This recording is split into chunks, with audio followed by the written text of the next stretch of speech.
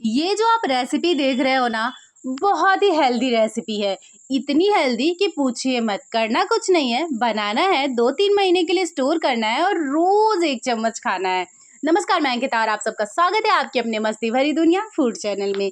तो ये जो आप देख रहे हैं ना कढ़ी पत्ता, तो मैंने क्या किया, बहुत सारा कढ़ी पत्ता ले लिया है यहाँ पे। अब इन कढ़ी पत्ते का हम बनाने वाले हैं जो रेसिपी, सबसे पहले तो मैं आपको कढ़ी पत्ते के फ़ायदे बता देती हूँ। आपको पता है कढ़ी पत्ता ना पाचन के लिए बहुत ही बेहतरीन है, मतलब ये कि आपके पाचन तंत्र को मजबूत करता है, इम्यूनिटी को बूस्ट करता है, बालों को बहुत ही ज़्यादा मजबूत बनाता है, स्किन को ना ग्लोइंग करता है। ठीक है, ये शरीर में एंटीऑक्सीडेंट और विटामिन की कमी को भी पूरा करता है, रक्त शर्करा और कोलेस्ट्रॉल को भी नियंत्रित करता है। पता है, मतलब ये इतने ज़्यादा इसके फ़ायदे हैं ना, ये वज़न घटाने में भी सबसे महत्वपूर्ण काम करता है ये। पर इसको अगर ऐसे किसी को खाने को दे दीजिए तो कोई खाएगा? कतई नहीं खाएगा। दाल में तड़का लगा दीजिए, दाल का टेस्ट बढ़ जाता है। कढ़ी में इसके बिना तो कढ़ी अधूरी ही रहती है। मतलब हर चीज़ों में तड़के में अगर पड़ जाए कढ़ी पत्ता तो लोग बड़े प्यार से खाते हैं। बट अगर ऐसे दे दो किसी को तो कोई नहीं खाएगा। तो क्यों ना इसको कुछ थोड़ा-सा चटपटा और इतना टेस्टी बनाया जाए कि लोग इसे बड़े मज़े के साथ रोज़ खाएँ। रोज़ कहें कि वो जो कढ़ी पत्ते का अचार बनाया था वो ज़रा दे दो 1 चम्मच, खाना सूना-सूना लग रहा है। तो इसके लिए मैंने क्या किया है, बहुत सारे कढ़ी पत्तों को तोड़ लिया है, तोड़ के इनको बढ़िया से धो लेंगे, क्योंकि कढ़ी पत्ते में अगर धूल वगैरह, डस्ट वगैरह हो या फिर छोटे-छोटे बारीक-बारीक से कीड़े होते हैं तो वो दिखाई नहीं देते हैं, जो जाले लगे हुए होते हैं। तो इसको बढ़िया से धोकर पहले साफ़ कर लीजिए आप। थोड़ी देर इसको 15 से 20 मिनट तक ना कहीं रख दीजिए, ऐसे कि पानी जो इसका है वो सूख जाए बढ़िया से, पानी ना रहे कढ़ी पत्ते में। अब यहाँ पे कढ़ाई रख दिया है मैंने, कढ़ाई में थोड़ा-सा सरसों का तेल यानी कि मस्टर्ड ऑयल डाल दिया है। जो भी आप रेगुलर यूज़ करते हैं ऑयल, वो यहाँ पे ले लीजिए आप। और इसके बाद जो कढ़ी पत्ता डाल के इसको थोड़ी देर इसमें फ्राई कर लीजिए, ठीक है? मतलब बढ़िया से इसको मिक्स करके 2 से 3 मिनट तक इसको लो टू मीडियम फ्लेम पे पकाना है आपको। इससे क्या होगा ना कि जो कढ़ी पत्ते में बहुत ज़्यादा कड़वापन होता है, आपको ही पता है, आप ऐसे नहीं खा सकते हो इसको। इसको मीठी नीम भले ही कहते हैं, कुछ लोग इसको मीठी नीम कहते हैं, कढ़ी पत्ते कहते हैं। तो ये ऐसे नहीं खा सकते हो आप, लेकिन जब इसको तेल में थोड़ा-सा फ्राई कर दोगे तो उसका जो कड़वापन है ना वो कम हो जाता है। तो मैंने यहाँ पे इसको ले लिया फ्राई करके, अब इसको इसी स्टेज पे निकाल देंगे, क्योंकि इसका हरापन जो है वो बरकरार रहना चाहिए। उसी से तो हमारा अचार देखने में भी टेस्टी लगेगा ना, मतलब देखने में अच्छा लगेगा, खाने में तो ये बहुत ही ज़्यादा टेस्टी है। तो इस अचार को आप रेगुलर डाइट में शामिल कर लीजिए, बहुत ही फ़ायदेमंद है। जैसे कि मैंने आपको स्टार्टिंग में बताया, इसके कितने सारे फ़ायदे हैं। तो जिस चीज़ के फ़ायदे होते हैं वो खाना हम कम पसंद करते हैं। तो यहाँ पे मैंने क्या किया है, उसी कढ़ाई में थोड़ा-सा ऑयल और डाल दिया है और कम से कम 5 से 6 टेबल स्पून मैंने यहाँ पे मूँगफली के दाने लिए हैं, वो यहाँ पे इसी में भून लेंगे बढ़िया से। अब जब थोड़ा-सा लगे आपको कि मूँगफली का दाना अच्छी तरीके से भुन चुका है, तो यहाँ पे मैंने 1 टेबल स्पून जीरा डाल दिया है।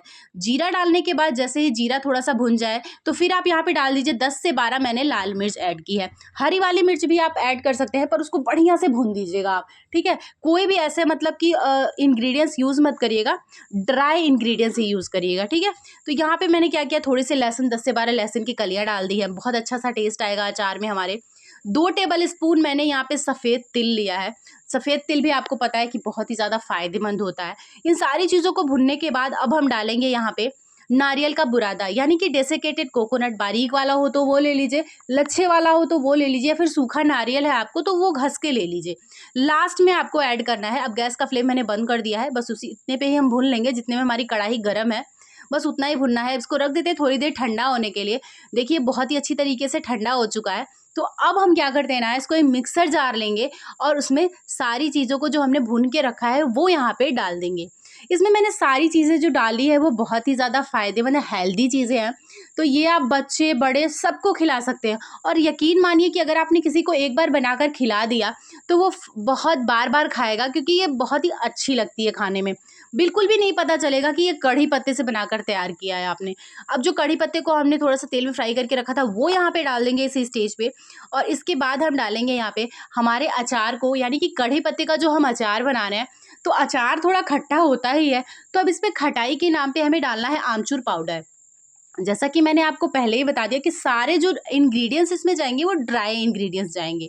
तो इससे आप इसे 2 महीने के लिए, 3 महीने के लिए आराम से स्टोर कर पाओगे। तो यहाँ 2 टेबल स्पून मैंने डाल दिया है आमचूर पाउडर। आधा टेबल स्पून मैं यहाँ पे डाल रही हूँ हींग। अचार वगैरह में हींग का जो टेस्ट होता है, यानी कि गाढ़ी भी जिसको बोलते हैं, बहुत अच्छा आता है।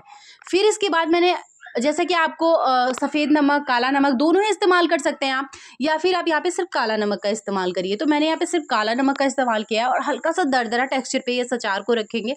तो ये देखिए मैंने इसको बढ़िया से ग्राइंड कर लिया है। थोड़ा-सा इसका टेक्सचर जो है वो दरदरा-सा है, बहुत फ़ाइन नहीं पीसा है मैंने, और आप देख सकते हैं कि कितना ज़्यादा ये ड्राई बन के तैयार हुआ है। तो यहाँ पे ये बढ़िया से एकदम मिक्स कर लेंगे इसको, और इसका नमक इसी स्टेज पे टेस्ट कर लीजिए।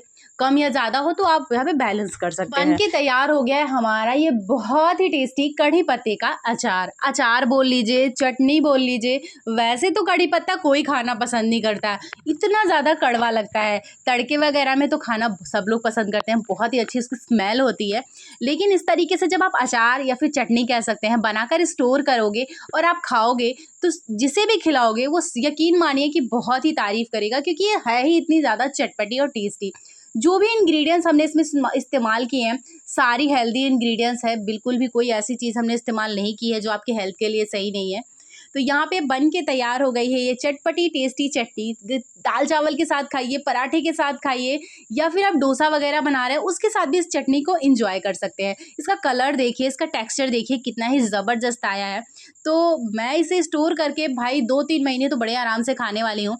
आप भी बनाइए, खाइए और इस रेसिपी को एंजॉय करिए। वीडियो को लाइक, शेयर और सब्सक्राइब करके जाइएगा।